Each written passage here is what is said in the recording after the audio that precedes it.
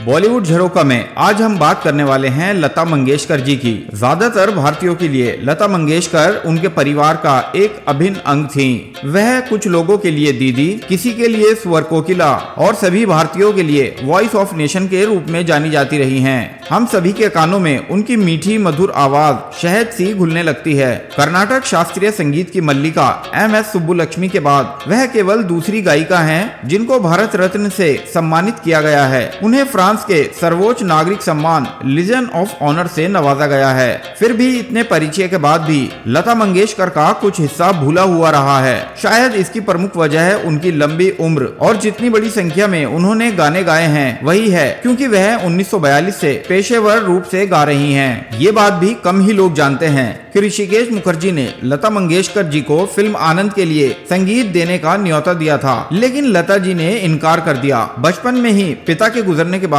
लता को छोटे मोटे रोल में अभिनय कर परिवार के लिए पैसा कमाना पड़ रहा था, लेकिन लता को मेकअप, एक्टिंग ये सब बिल्कुल पसंद नहीं थी। उन्हें तो बस गायिका बनना था। इसी दौरान उनकी जिंदगी में आए संगीत निर्देशक उस्ताद गुलाम हैदर। उन्होंने लता की आवाज सुनी तो उन्हें लेकर निर्देशकों के पास गए। लता की उम्र बमुश्किल 19 साल की थी और उनकी पतली आवाज नापसंद कर दी गई, लेकिन गुलाम हैदर अपनी बात पर अड़े रहे और फिल्म मजबूर में लता से मुनव्वर सुल्ताना के लिए प्लेबैक करवाया। लता जी बताती हैं कि गुलाम हैदर ने उनसे कहा था कि एक दिन तुम बहुत बड़ी कलाकार बनोगी और जो लोग तुम्हें नकार रहे हैं वही लोग तुम्हारे पीछे भागेंगे। ये अजीब इत्तेफाक है कि नूरजहां और गुलाम हैदर दोनों बंटवारे के बाद पाकिस्तान चले गए, पर लता जी के लिए कहीं उनकी बात सच हो गई। उनके गाने अजीब दास्तां हैं ये, और लग जा गले, रहना बीती जाए और ओ सजना बरखा बहार आई जैसे सैकड़ों गाने हैं जो उनके ताज में उसी तरह जुड़े हैं जैसे किसी ताज में कोहिनूर हीरा जड़ा होता है।